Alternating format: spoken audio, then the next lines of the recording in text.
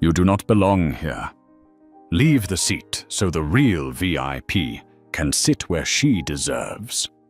The cutting words sliced through the first-class cabin of Orion Air Flight 2147. It was not a request, but a command.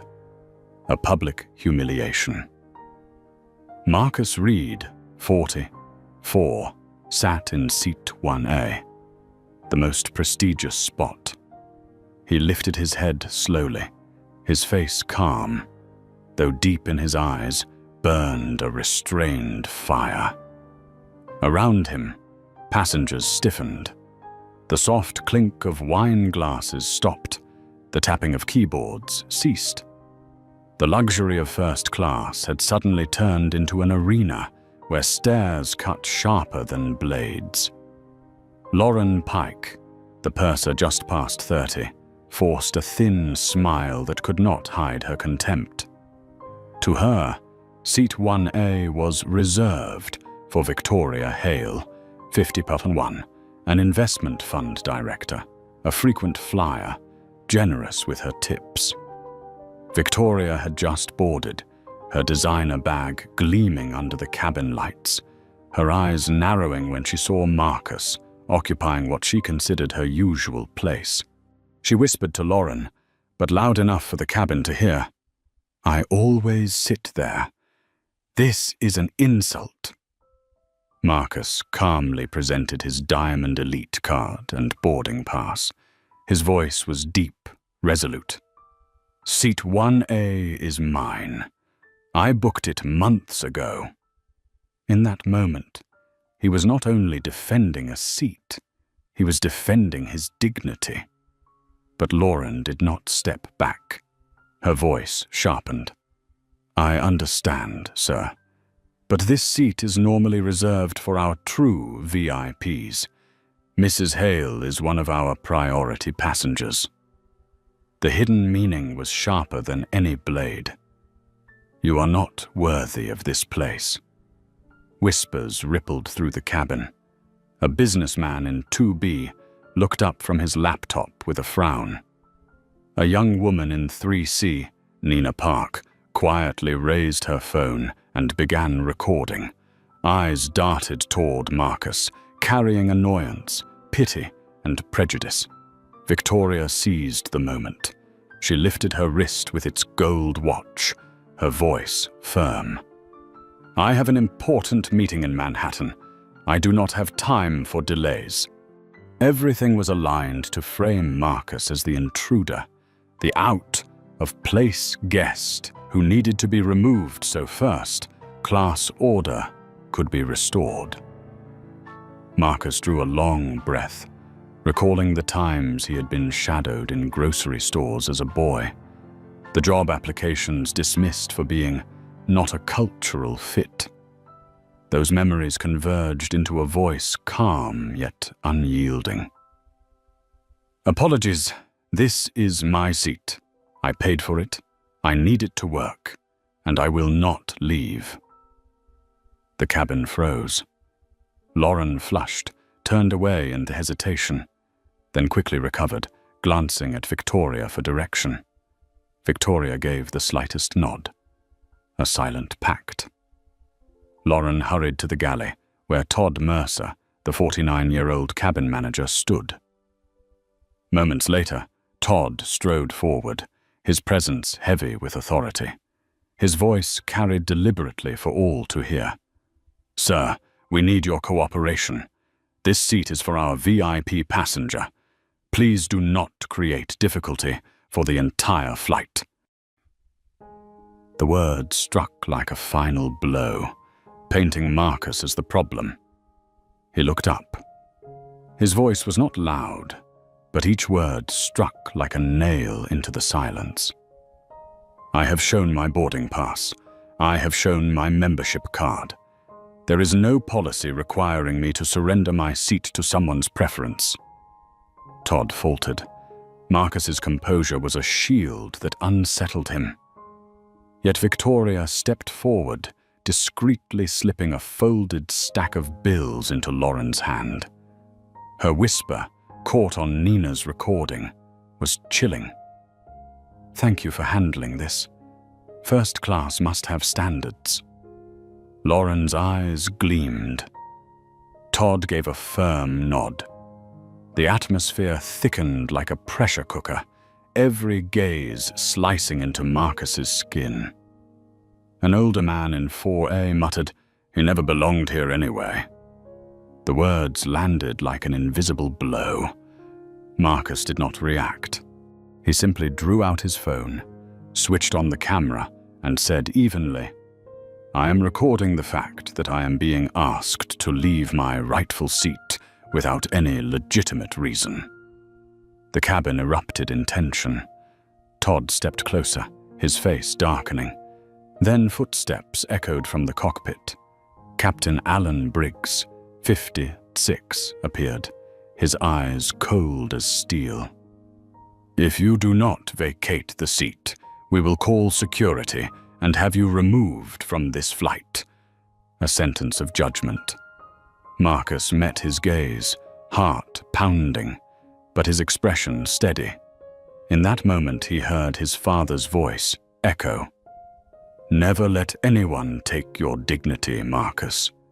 He inhaled deeply and replied, tall and firm, "I am not leaving. This is my seat. If you force me off, you will have to explain why." The words struck like a spark on dry powder.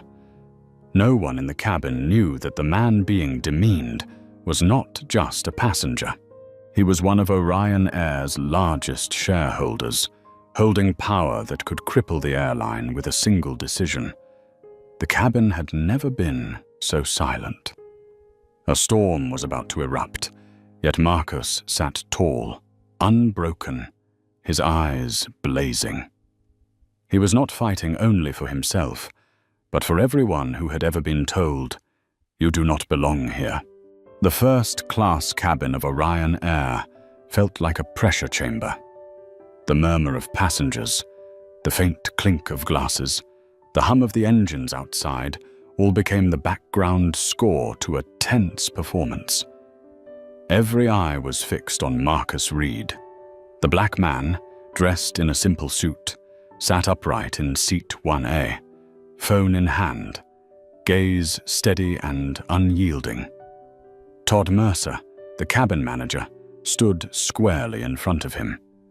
His voice was clipped, each word heavy. "Sir, this is your final chance. If you continue to refuse, we will be forced to remove you from the aircraft." Meanwhile, Lauren Pike, the purser, let her hand brush the pocket of her uniform. The bills from Victoria Hale were still there, still warm to the touch. Fear of losing that reliable source of income lit her eyes with calculation. She no longer thought of policy. She thought only of keeping the wealthy white woman in the aisle happy. Victoria tapped her manicured nails against the armrest. Each sharp click echoed like a gavel. She smirked, her voice cutting through the cabin. "We have wasted enough time. He is making this entire flight late. Get him out." A few passengers nodded. A middle-aged businessman in 2B muttered, "It's just a seat. Why make such a scene?" But Nina Park, the young woman in 3C, felt her heart race. Her phone trembled slightly in her hands, yet she kept it steady, recording every glance, every gesture. She knew she was witnessing something far greater than a dispute over a seat. This was a raw slice of injustice. Marcus looked directly at Todd, then shifted his gaze to Captain Alan Briggs. His voice was low but carried, each word striking like iron. "I am not causing a disturbance. I am sitting in the seat I purchased. This seat is mine, legally and rightfully. You are about to drag me out only because someone else wants it. Call it by its name. This is not policy. This is discrimination." A wave of silence rippled through the cabin. The words, "This is discrimination," exploded inside every listener's head. Some avoided his eyes, burying themselves in screens. Others whispered nervously. No one dared interrupt. Alan Briggs clenched his jaw. 30 years in the cockpit had shown him drunk passengers, unruly threats, even technical crises. But never had a man, sitting still and calm, made him feel unsettled. "You are obstructing flight operations," Alan said finally, as if delivering a charge.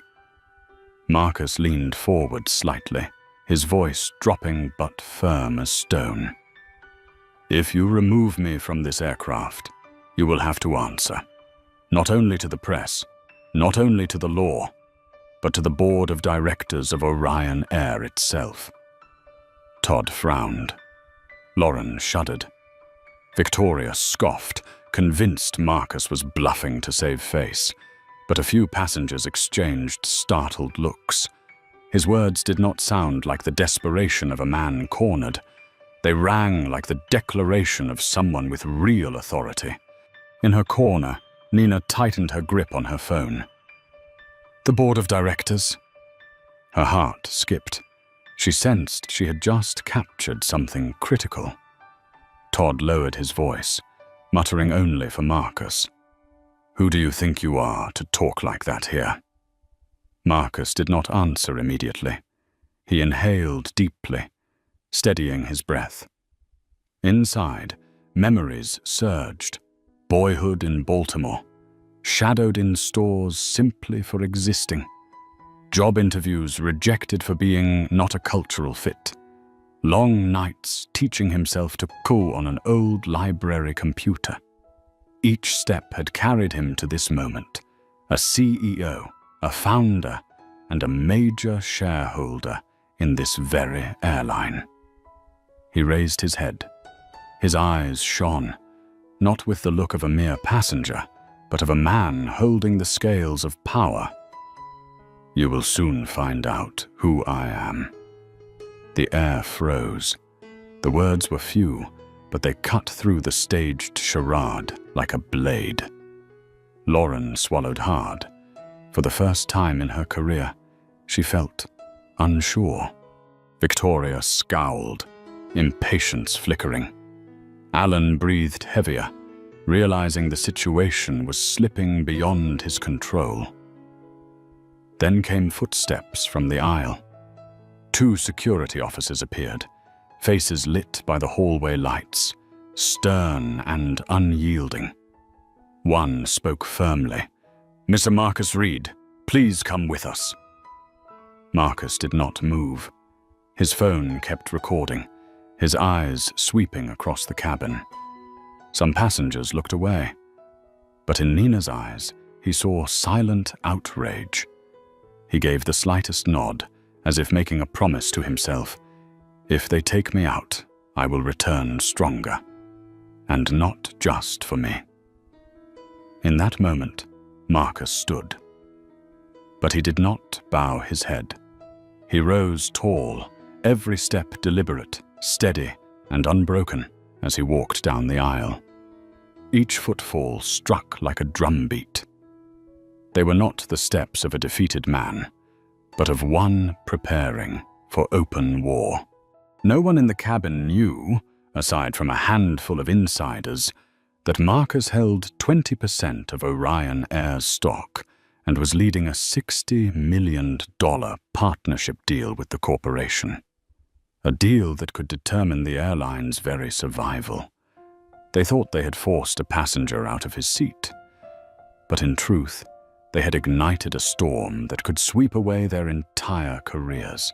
Marcus Reed walked slowly down the aisle, 2 security officers flanking him on either side. In the first-class cabin, eyes followed him with mixed emotions, some gloating, some pitying, others silent out of fear. Victoria Hale dropped into seat 1A, placing her designer bag beside her as if reclaiming a trophy. Lauren Pike's hands trembled as she poured a glass of champagne for her, the crystal clinking against her fingers. Todd Mercer's gaze darted to the wad of bills hidden in his jacket pocket, his face flushed crimson. And Captain Alan Briggs stood frozen at the cabin door, his heart pounding as though he knew a monumental mistake had just been made. Whispers spread through the cabin. Passengers pulled out their phones, sending texts, tweeting, sharing clips. In Nina Park's hands, a 60-minute recording captured everything. Lauren's scornful words, Victoria's urging, and the moment Marcus declared, "This is not policy. This is discrimination." Nina's hands shook with adrenaline. So she knew this video would ignite a firestorm. And within minutes, as Marcus was being escorted down the jet bridge into the terminal, the hashtag #Orion Injustice began to trend on Twitter. In the airport's VIP lounge, Marcus sat quietly, his suitcase at his side, phone in hand. He showed no outward anger. Instead, there was a chilling calm, like a wolf waiting for the moment to strike. On his screen, views skyrocketed from hundreds of thousands to millions in real time. One comment stood out. The CEO of Innovate Systems, a $3.5 billion AI company, was thrown out of the seat he paid for simply because he didn't look like a VIP. This is the reality of air travel today. Marcus read the words, the corner of his mouth curving into the faintest smile. He had kept his identity hidden while sitting in seat 1A, but now the secret was out. He opened a message and typed a few lines to Elizabeth Grant, COO, and his most trusted partner. They picked the wrong man. Get legal and PR ready. Call an emergency shareholder meeting. This isn't just personal. This is a test of the entire system. Elizabeth replied instantly. Understood. Legal is already on it. PR is monitoring the hashtag. We're turning this storm in our favor. Back on the plane, as the doors closed and passengers prepared for takeoff, Nina Park couldn't stay silent. She posted the entire video to TikTok with the caption, "This man was forced out of his rightful seat just because someone else wanted it. Watch how he held his dignity." The video spread like wildfire. Within an hour, it had 5 million views. Outrage filled the comments. This is blatant discrimination. Throwing out a major shareholder of your own airline is suicide.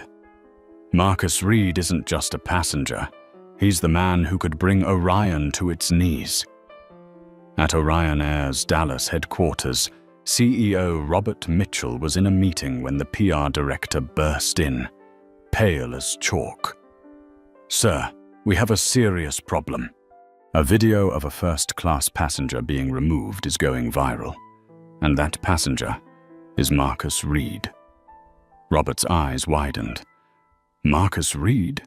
He's one of our largest shareholders. The PR director nodded, hands trembling as he held out an iPad.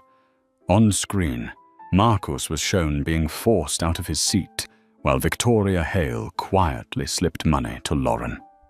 The bribe, the discrimination, the humiliation, every detail laid bare. The boardroom fell silent. The CFO whispered, "He holds 20% of our stock. If he dumps it, billions in market value evaporate." Robert's breath quickened, sweat forming on his brow. He knew that Innovate Systems, Marcus's company, was also Orion's partner in a $60 million technology deal set to close. If Marcus walked away, it wouldn't just sink their stock, It would kill Orion's digital future. Back at the airport, Marcus left the lounge. He didn't call a press conference, didn't shout into cameras. Instead, he slipped into a waiting limousine where Elizabeth was already seated. "The video is exploding," Elizabeth reported, her laptop glowing with surging analytics. "We have absolute momentum. The whole world is on your side." Marcus was silent for a long moment before speaking, his voice low and resonant like a vow. "This isn't just momentum.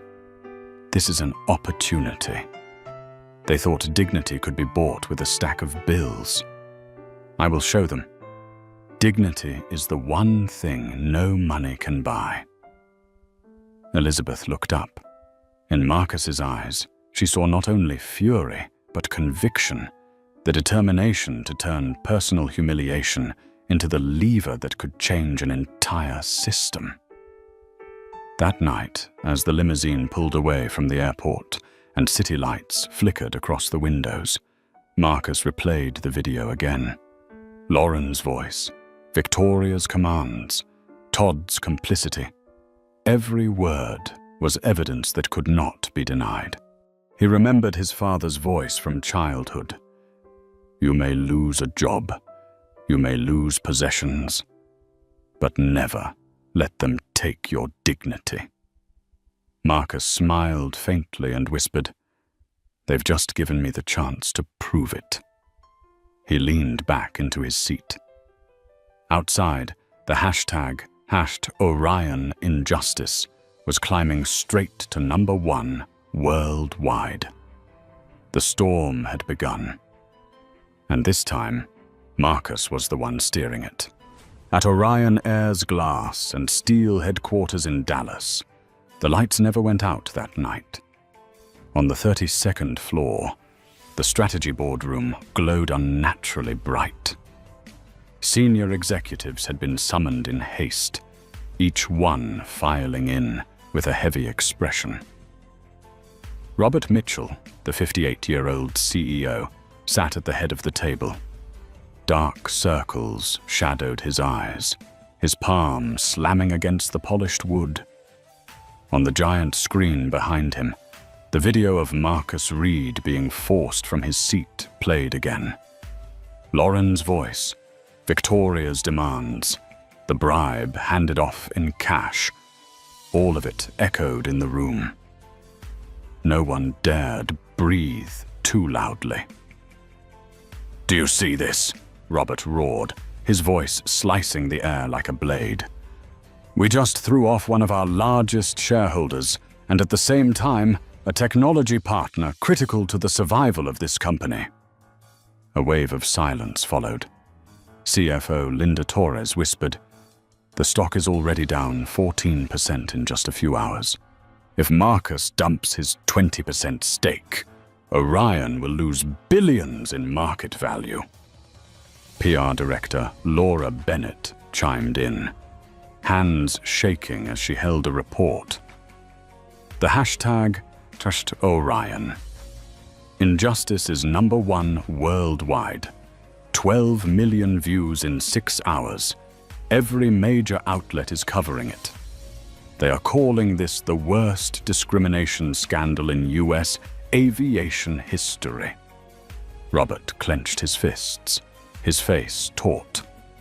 What rose inside him was not just fear of financial damage, but the looming collapse of Orion's reputation, a reputation built over 40 years.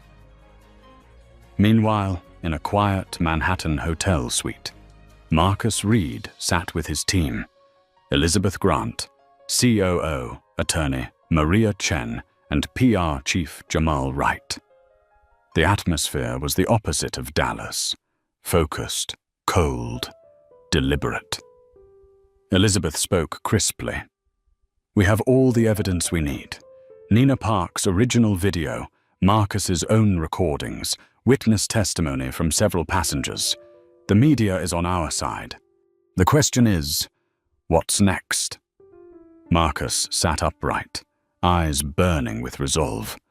He was no longer the humiliated passenger in seat 1A.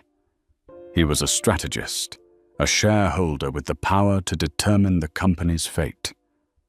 Tomorrow, I will call an emergency shareholders meeting. They need to understand this isn't a simple incident. This is a culture rotten to its core. Maria Chen nodded firmly. The law is on your side.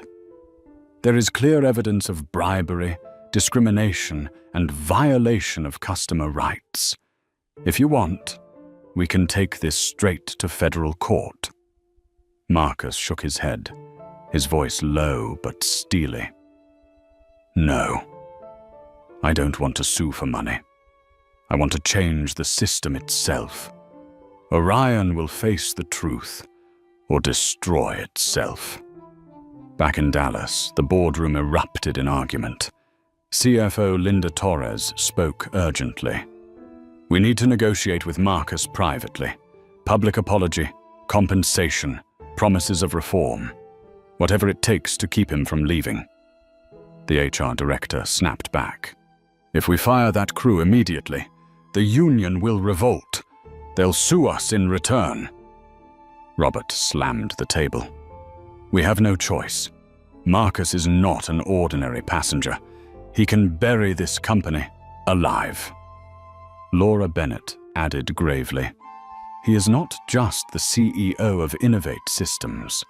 He is a symbol of fairness in the AI world, with a philosophy of no one left behind.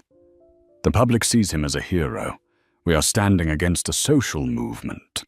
The room grew dense with fear. Nervous glances, fingers tapping restlessly against the table. Heavy breaths filled the silence. Everyone knew Orion's future was no longer in their hands. It was in the hands of the man they humiliated that very morning. In the hotel suite, Jamal Wright spoke with measured force. Our communication strategy is clear. You are not a victim, Marcus. You are the one driving change. The message must be this. This was never about seat 1A. This is about the dignity of every passenger who has ever been told they don't belong. Marcus nodded. He looked out the window at New York's glowing skyline, his heart beat steadying.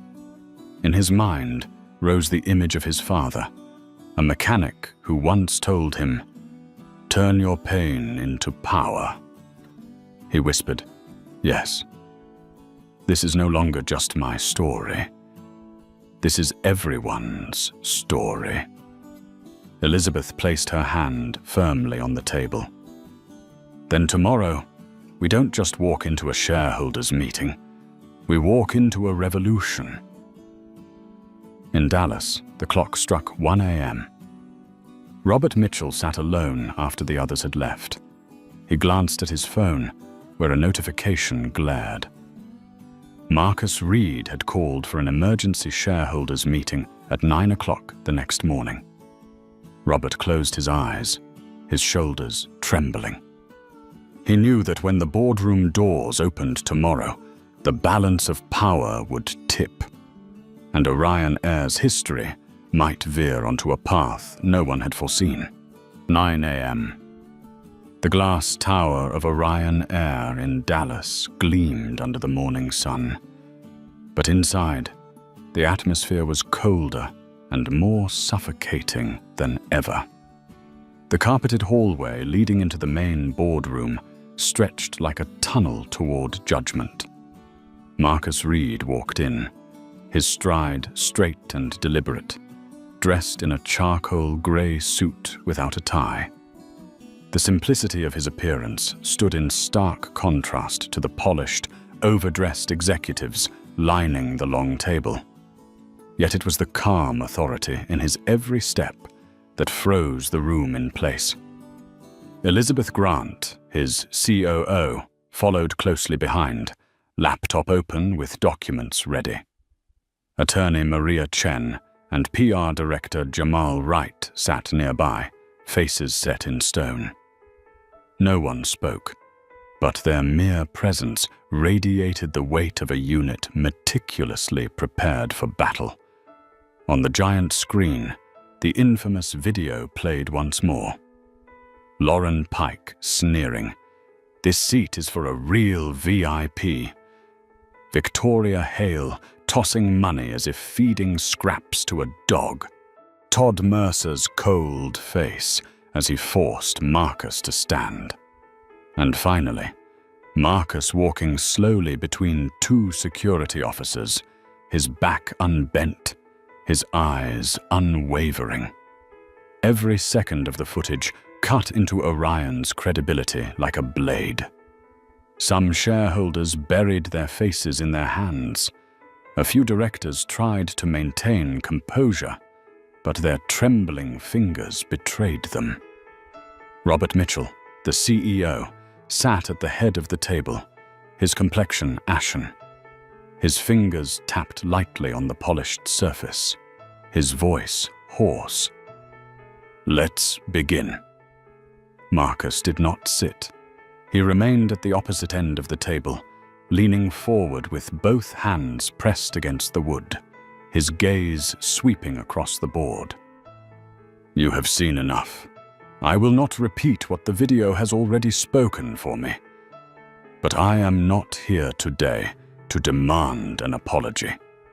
I am here to demand justice for every passenger who has ever been demeaned, and to save Orion from its own rot." His words landed like thunder. CFO Linda Torres hesitated. "Mr. Reed, we acknowledge this was a serious mistake, but firing employees immediately could cause major conflict with the union." Marcus cut her off, his voice sharp and commanding. "This was not a mistake. This was culture. A culture that encourages bribery, tolerates discrimination, and treats customers as disposable. Do you want to face the union, or do you want the entire airline to collapse?" The room erupted in noise. Some shareholders nodded in support of Marcus, while others exchanged anxious looks. Robert Mitchell drew a deep breath, struggling to steady his tone. "What do you want, Marcus?" Marcus straightened, his voice ringing clear, each word carved into the walls. "I have two demands. First, the immediate dismissal of Lauren Pike, Todd Mercer, and Captain Alan Briggs. Second, a complete overhaul of Orion's service culture, with mandatory anti-bias training for every employee. If not, I will liquidate my entire 20% stake and withdraw the $60 million technology deal with Innovate Systems.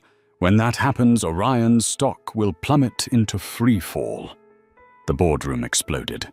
An HR director shouted, "This is impossible! The union will—" Another shareholder cut in, his voice trembling with fear. "If he dumps his shares, we lose everything." Robert slammed his fist on the table, the crack silencing the room. His eyes, bloodshot with strain, locked on Marcus. "You are cornering us." Marcus met his stare, his voice low but unyielding. "No.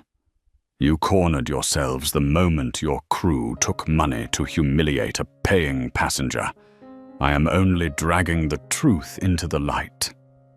The silence that followed was suffocating, the tension strung tight as wire. At last, Linda Torres spoke, her voice shaky but resolute. "If I have to choose between the union and Marcus Reed, I choose Marcus. He holds the shares, the technology partnership, and most of all, he holds public opinion." Several shareholders nodded in quick agreement. Murmurs spread around the table. Robert Mitchell knew he had lost. He sank back into his chair, eyes closed for a moment, then opened them, his voice breaking. "Fine. The crew will be dismissed. We will sign the commitment to reform." Marcus gave a small nod. There was no smile, No triumph in his face, only a voice, deep and solemn, like a final warning. This is only the first step. If Orion wants to survive, it must prove it can change at its core. If not, I will not hesitate to press the button that brings this entire company down.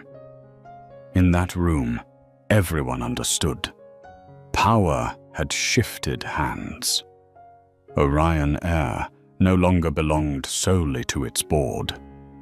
Its fate now rested with the man who had once been dragged from Seat 1A, now the man who held their future in his grasp. That afternoon, the 14th floor of Orion Air headquarters, home to the Human Resources Disciplinary Chamber, became the stage for a trial without a jury. The hallway was silent except for the sharp echo of high heels. Karen Patel, head of HR, walked steadily, 3 crimson files tucked under her arm. Each bore a name: Lauren Pike, Chief Flight Attendant; Todd Mercer, Cabin Manager; Alan Briggs, Captain.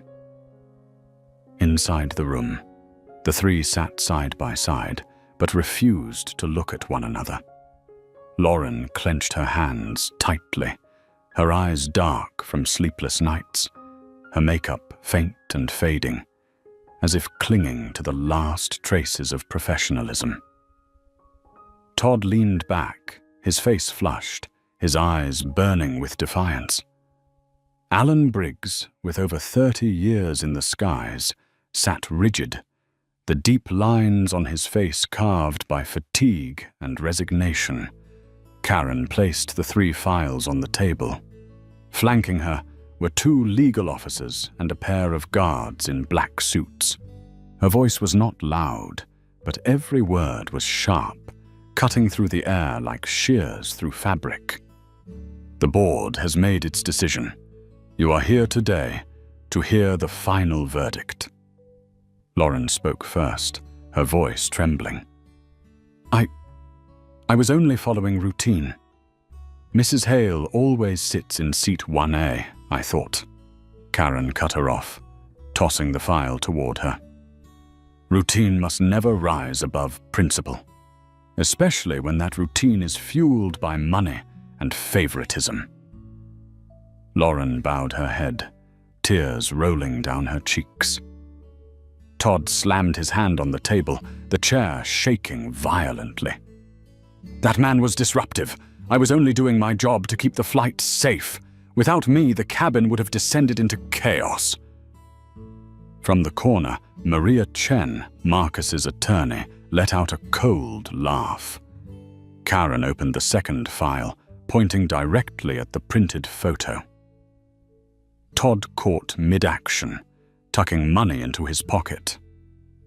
This is the truth, Mr. Mercer. You were not safeguarding the flight. You were safeguarding your own pocket. The room fell into heavy silence. Todd opened his mouth to argue, then snapped it shut, his eyes darting wildly as though searching for an escape route. Alan cleared his throat, his aging hands trembling. I only trusted the report of my crew. I thought it was the decision to keep order in the cabin. I did not see the full picture. Marcus was not physically present, yet his voice seemed to echo in the room. Karen closed the final file, her gaze locked on Alan, her tone softer, but no less stern. You had 30 years of experience, captain of thousands of flights, but in the moment of truth, you chose prejudice over justice. You did not just fail, Marcus Reed. You failed your oath as a pilot. Alan lowered his head. A bead of sweat rolled down his temple, dropping onto his faded blue shirt. Karen reopened the files, her voice clear and resolute. The decision of the Orion Air Board of Shareholders, effective immediately. Termination of Lauren Pike, Todd Mercer, and Alan Briggs for violations of professional ethics acceptance of bribes, and discriminatory conduct toward a passenger. Lauren broke down into sobs. Todd's face reddened with rage. His teeth clenched as he shouted, "You are destroying my career over one stubborn man." Karen replied coldly, "You destroyed your own career. We are only reading the sentence." The two guards stepped forward. Lauren buried her face in her hands, shoulders shaking as she was escorted out. Todd struggled and resisted, but was restrained and forced to leave. Alan rose slowly, each step heavy, saying nothing, head bowed as though carrying 3 decades of his career on his back. When the door slammed shut, Karen exhaled deeply. In that moment, she understood. This was not just the end of 3 careers. It was a warning to the entire system. In another room of the same building, Marcus watched through a live feed. Elizabeth sat beside him, Jamal typing furiously as he drafted the first lines of the press release. Maria stepped out, nodding firmly to Marcus. "It's done. They've been dismissed." Marcus did not smile. He stared at the blank screen that had just gone dark, his eyes heavy. This is not victory. This is only the beginning. Elizabeth turned to him, asking softly, "How do you think the public will react?" Marcus answered slowly, each word deliberate. "They will see that justice has begun to speak. But if we stop here, it is nothing more than a staged dismissal. I want more. I want root and branch reform. And I will make Orion the symbol of that change." Jamal looked up, a thin smile curling at his lips. "This story is no longer in their hands, Marcus. It's in yours." Marcus nodded lightly. Beyond the glass, the Dallas sky glowed with the colors of sunset. A chapter had closed, but the storm of reform had only just begun. The next morning, the press hall of the Grand Dallas Hotel was packed with reporters. Every camera pointed at a small podium where Marcus Reed was about to appear. The atmosphere was tight as a drawn bow. On the large screen behind the stage, the words were clear. Orion Air, a new beginning. Marcus appeared. No armor, no bodyguards, only a simple suit. Yet the calm in his stride silenced the entire room. He stopped before the microphone, sweeping his gaze across the hall, an expression that was both firm and warm, like a man who had endured battle, but still believed in the dawn. "Yesterday," Marcus began, his voice steady, "I was forced out of my rightful seat on a flight operated by the very airline I invest in, not because of any mistake, only because someone thought I did not look like a VIP." A wave of murmurs rippled through the room. Keys clattered as reporters rushed to capture every word. Marcus paused for a beat, then continued, his voice sharpening with each syllable. "But this is not just my story. This is about every passenger who has ever been watched, belittled, or judged unworthy because of skin color, attire, or background. Seat 1A is not just a seat. It is a test of dignity." The room erupted in applause. Some reporters who had prepared pointed questions fell silent. They realized they were not facing only a CEO, but a symbol. Marcus lifted his head, his voice dropping lower, resonant with authority. "Today, as a major shareholder and strategic partner, I declare that Orion Air will undergo a complete reform. First, all employees will complete an anti-bias training program designed by Innovate Systems. Second, accepting money or granting personal favoritism to passengers will be strictly forbidden. Third, every passenger, from economy to first class, deserves to be treated with equal respect. Cameras panned quickly. The furious tapping of keys filled the hall. On reporters' phones, the hashtag #OrionReform began to spread in real time. In the front row, Jamal Wright smiled faintly. He knew every line Marcus delivered had been carefully prepared, yet once spoken, they carried the breath of truth, turning a dry announcement into a flame. Marcus lowered his tone, but each word landed like a hammer. And finally, anyone who repeats discriminatory behavior, whether a flight attendant, a manager, or a captain, will be terminated immediately. No exceptions. The hall exploded with reaction. A CNN reporter leapt to his feet. "Mr. Reed, are you not afraid that such harsh measures will spark backlash from unions, possibly paralyzing Orion's operations?" Marcus smiled lightly, his gaze flashing like steel. "What I fear more is Orion continuing to exist in the shadows of prejudice. I would rather face short-term pain than die slowly from the loss of trust."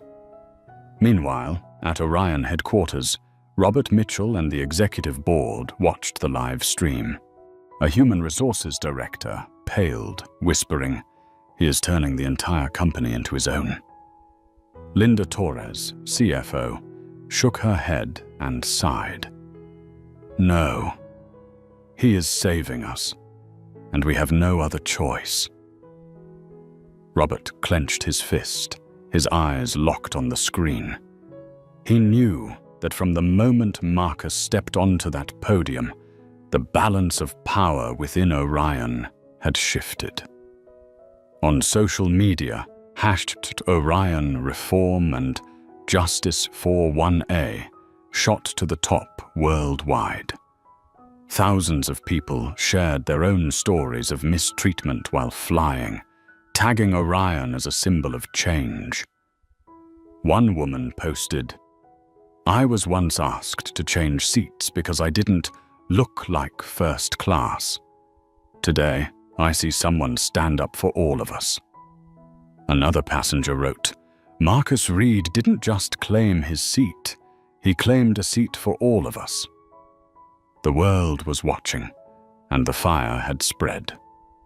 That evening, in the private suite of the hotel, Elizabeth Grant set her laptop down and turned to Marcus. "You just turned a personal humiliation into a global movement. But are you certain Orion will go all the way?" Marcus sat in silence for a few moments. The golden light of the lamp cut across his face, half in shadow, half in glow. His mind replayed the moment he was forced to rise from his seat, the cold stare of the captain, the mocking laugh of Victoria. "Elizabeth," he whispered, slow but strong, "if they do not go all the way, I will make them." In his eyes there was no longer anger, but resolve. The resolve to turn personal disgrace into a historic turning point for the entire airline industry. News of Marcus Reed's speech spread like thunder. In less than 24 hours, every media outlet replayed the moment he declared, "Seat 1A is not just a seat, it is a test of dignity." That line became a slogan, printed on shirts, plastered on banners, and quoted in countless commentaries. But while the public cheered, inside Orion Air, the undercurrents churned. At the crew training center in Houston, dozens of employees gathered in hushed circles. A young male flight attendant, face tight with anger, muttered, "They just fired Lauren, Todd, and even Captain Briggs, all because a major shareholder wanted to prove his power. Today it's them. Tomorrow it could be any of us." A female attendant bit her lip, her voice trembling. "But did you see the video? It was clear they took money, clear there was discrimination." The young man shook his head, cutting her off. "We work under customer pressure every single day. Who hasn't had to be flexible to keep VIPs happy? And now what? One slip and your career is gone." His words ignited the room. Many nodded, the air thick with discontent. The union seized the moment. An internal statement was released. "We oppose these groundless dismissals and will defend the rights of labor." Meanwhile, in a luxury Manhattan apartment, Victoria Hale, the woman who had claimed seat 1A with a wad of bills, was living her private hell. Social media overflowed with the video of her slipping cash into Lauren's hand, alongside the words, "First class must have standards." Newspapers branded her the airline Karen. Memes spread everywhere. Investors pulled funds from her firm, and her company's stock plunged. Victoria hurled her phone onto the sofa, her eyes bloodshot.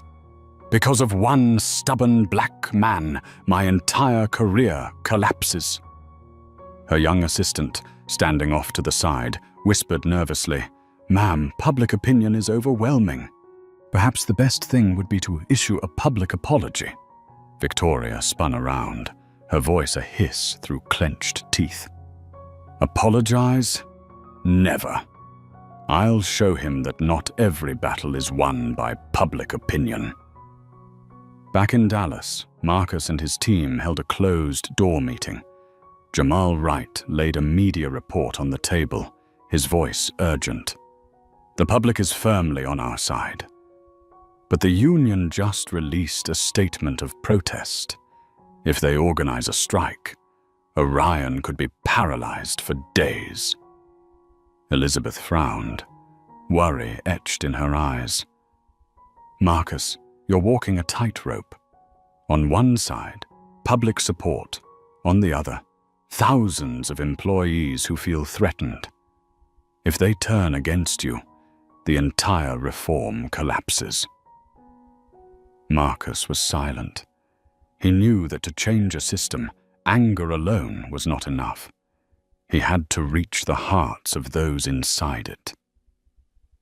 "We need dialogue," Marcus said, his voice low but steady. "I will meet the union directly. If they believe I came to destroy their careers, I will show them I came to save them." Maria Chen nodded. "But be ready. They will not listen easily. To them, you are an outsider imposing change." Marcus gazed out the window. Dallas was sinking into sunset, the skyline bathed in gold. He whispered, "No one hears the truth the first time. But if we are steadfast, they will have to listen." In the hallway of Orion headquarters, Robert Mitchell spoke quietly with Linda Torres. His voice was hoarse from sleepless nights. "If Marcus succeeds, we escape the abyss. But if the union resists, we're finished."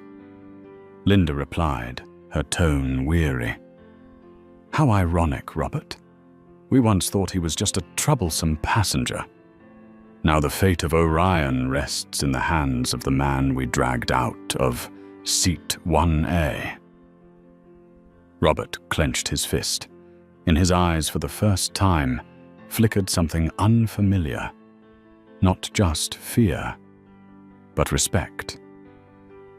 That night, Marcus received an anonymous email from an unknown address.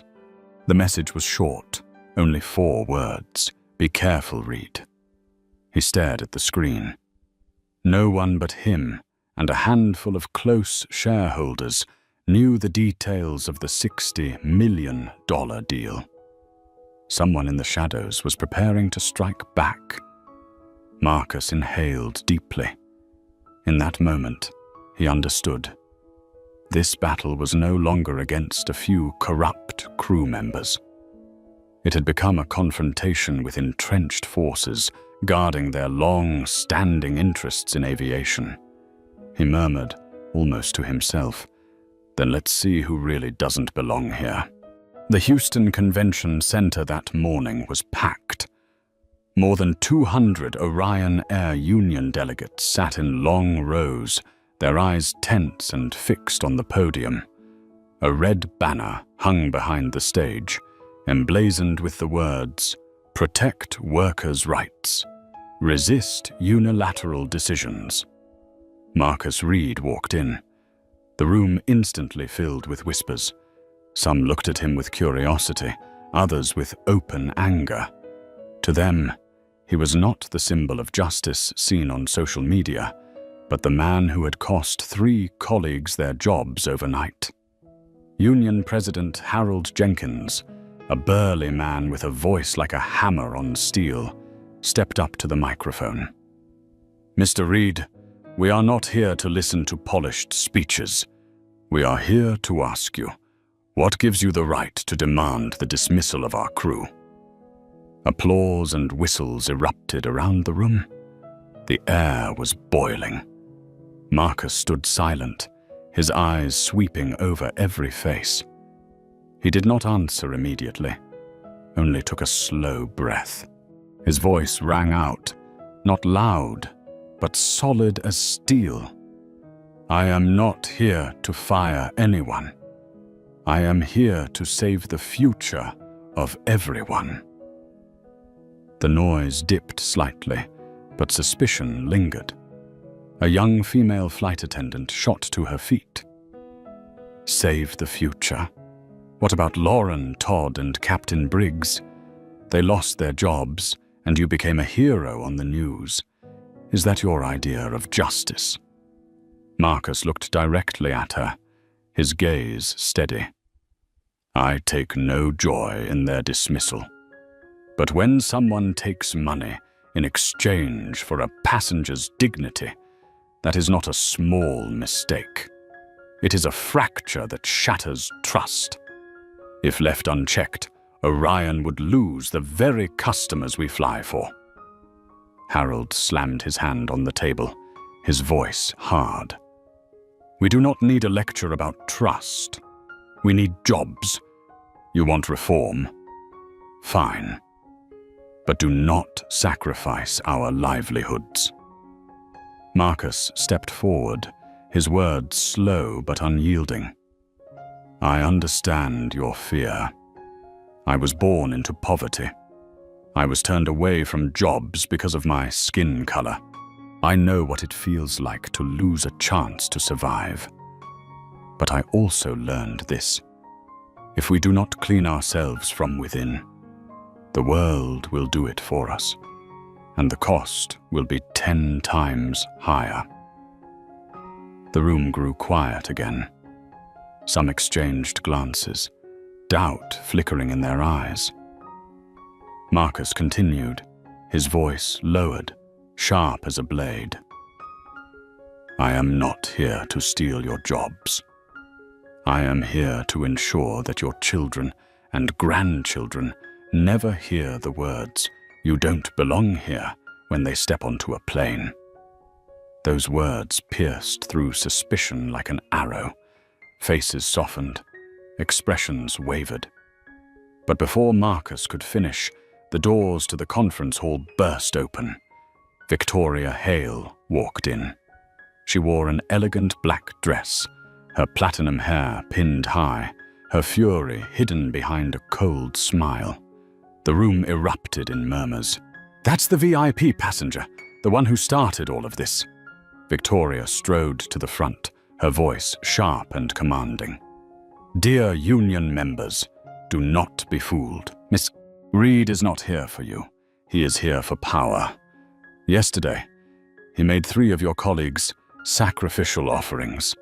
Tomorrow, he could make any one of you his next victim. Applause rang out from one corner of the room. Clearly, Victoria had come with allies. Marcus fixed his gaze on her, his eyes hardening. "Mrs. Hale, you should not even be here. It was you who slipped money into the attendant's hand. You lit the match that set this collapse ablaze." Victoria let out a sharp laugh. "Yes, I gave money, but do not pretend this industry hasn't run that way for decades. Everyone knows the true VIPs are the ones who keep airlines alive. You cannot change that." Marcus leaned into the microphone, his voice short, forceful, each word striking like a hammer. "No, I will change it. And this time, you cannot buy back the truth with any check." The conference hall erupted. Half the union applauded, the other half wavered in uncertainty. Harold Jenkins clenched his fists, his eyes darting between Marcus and Victoria. In that moment, Marcus understood. This battle was not about a video or his shares. It was about the hearts of the workers, torn between fear and belief. And he knew if he failed here, all reform would vanish like sand washed away by the tide. The Houston Conference Hall had become a battlefield. On one side stood Marcus Reed, eyes blazing, every word striking straight into people's hearts. On the other was Victoria Hale, her cold smile dripping with suspicion, each sentence sowing doubt. Between them, the union murmured like crashing waves, swaying between support and opposition. Union President Harold Jenkins wiped sweat from his brow. He raised his hand for silence, his voice cutting through the room. "Enough. We are not here to listen to two people argue. We are here for the truth. Who among you is truly here for us, the workers, and not for their own gain?" Victoria smirked and pulled a thick folder from her bag, tossing it onto the table. Papers scattered across the surface like falling snow. "Here is the proof," she declared. "Marcus Reed used his shares to coerce Orion Air into firing your colleagues, bypassing union procedure. He is nothing more than a dictator in a fine suit." Murmurs filled the room again. Some nodded, doubt creeping back into their faces. Marcus stared at the folder, but did not move. Slowly, he reached into his leather case and placed a USB drive on the table. His voice dropped, steady and sharp. "If we are speaking of proof, then this is the real proof." He signaled to Elizabeth Grant, who immediately plugged the USB into the projector. The large screen flickered to life. Audio files and emails appeared, every line a blade. Regular payments from Victoria Hale to Lauren Pike and Todd Mercer. Instructions to reserve seat 1A for her, regardless of who had booked it. Lauren's recorded voice filled the room. Mrs. Hale made it clear.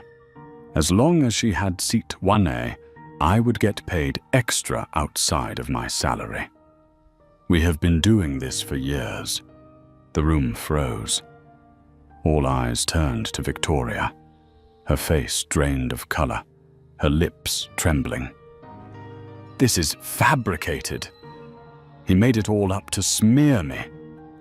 Marcus stepped forward, his voice short and powerful. "This data was taken directly from Orion's servers. It carries digital signatures and legal verification. If you wish, I am ready to involve the FBI immediately." The room erupted in shocked whispers. Harold Jenkins frowned, glancing from Victoria's folder to the evidence on the screen.